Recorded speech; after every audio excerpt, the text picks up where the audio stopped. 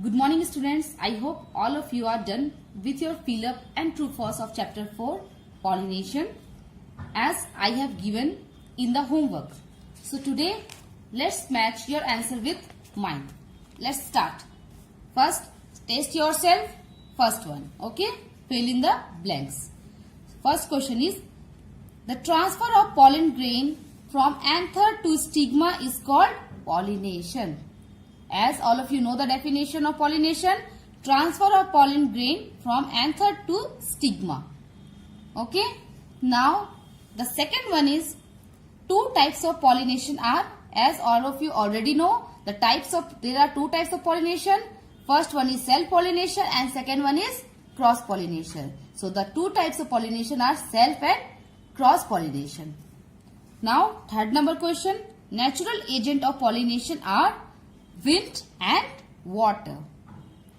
Now fourth number, most of the flowers produce nectar.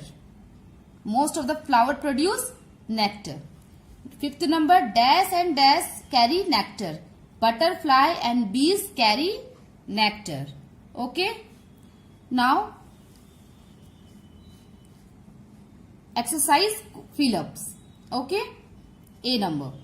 First, pollen grains are produced in the dash of the flower.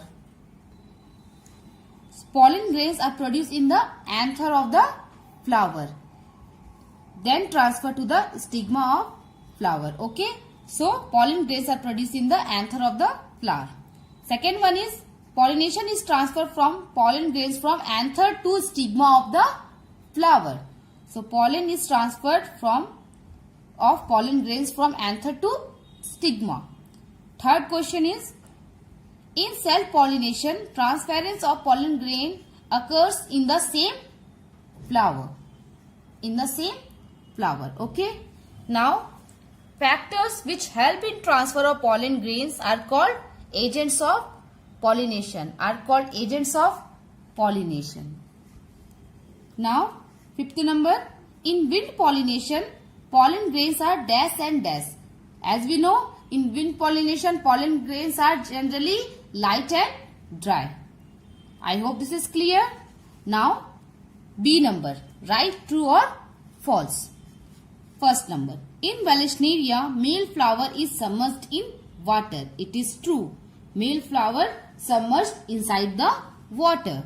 Now, second number, Hydrilla flowers are pollinated by wind. No, this is not true because Hydrilla flowers are pollinated by water. Okay, so this is a false statement. Now third one is beetle visits flower to collect the nectar. This is true. Okay. Now fourth one is self-pollination involves two different plants. No, it involves only same plants. So this statement is also false. Now one last one, fifth number. Pollen grains of wind pollinated flowers are light and dry. Yes, it is true. Now C number, match the following. Pollination involving in same plant is known as self-pollination. So answer is C number. Now second number, agents of pollination, we know wind, water, insects, birds are the agents of pollination. So here insects and birds are given. It means so agents of pollination. Answer is D number, insects and birds. Now third number, pollination by water. So Vallisneria. Answer must be Vallisneria. And fourth number, pollination by wind. Rice and wheat are the examples of wind pollinated flower. Okay. Now for short question answers, please mark answers in your book. Okay, D number. First one is, what is pollination? See page number 39. Sum up. First one, transfer of pollen grains from anther to stigma of the same flower or another flower of the same kind is called pollination. You have to write the same answer. Okay. Now, question number 2. Name the two types of pollination. All of you know the two types of pollination are self-pollination and cross-pollination. Okay. Now, question number 3. Name the agents of pollination. Again, page number 39. This one. Wind, water, birds, insects and animals are the agents of pollination. I hope this is clear. Now, E number. Answer these questions in details. Okay. The first question is differentiate between self-pollination and cross-pollination. Okay. I am reading answer. In self-pollination, the pollen grains are transferred from the anther to the stigma of the same flower or another flower of same plant. But in cross-pollination, pollen grains are transferred from the anther of a flower of one plant to stigma of a flower of another plant of the same type. I hope this is clear. Now, question number 2. Now, second question is, what are the characteristics of wind-pollinated flowers? Okay. So, wind-pollinated flowers show the following characteristics. First one is, pollen grains are light and dry. Second point is, pollen grains are produced in larger quantities. First one is, pollen grains are light and dry. Second point is, pollen grains are produced in larger quantities. And the third point is, the stamen usually has long filament with anthers that hang outside the flower. So you have to write these 3 points. I hope this is clear. Now, question number 3. Explain how the pollination takes place in Vallisneria. Okay. So the answer is, in Vallisneria, immature male flower remains submerged inside the water. On maturity, it gets detached from the parent plant and floats on the surface of water. Female flower also floats on the surface of water.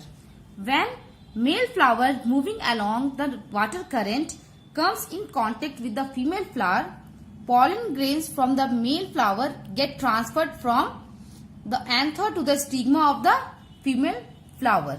Thus, the pollination takes place. I hope this is clear. You have to write this answer properly.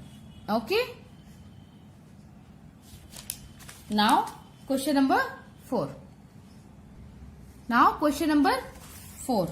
Write a note on the following. Pollination by wind. Pollination by wind. Flower of plants like rice, maize and grass are pollinated by wind. Wind-pollinated flowers show the following characteristics. You have to write the same characteristics as you written before. Pollen grains are light and dry. Pollen grains are produced in larger quantities. Third one is, the stamen usually has long filaments with anthers that hang outside the flower. I hope this is clear. The second one is, pollination by water. Okay. Water pollination takes place when pollen drifts on water to get in contact with the flowers directly and thus making it possible for certain plants to reproduce. Aquatic plants like Hydrilla and Vallisneria are pollinated by water. I hope this is clear. Now, third one is pollination by insects. Insects help in transferring pollen from one flower to another. Insects such as bees, butterflies and beetles visit flower to collect nectar.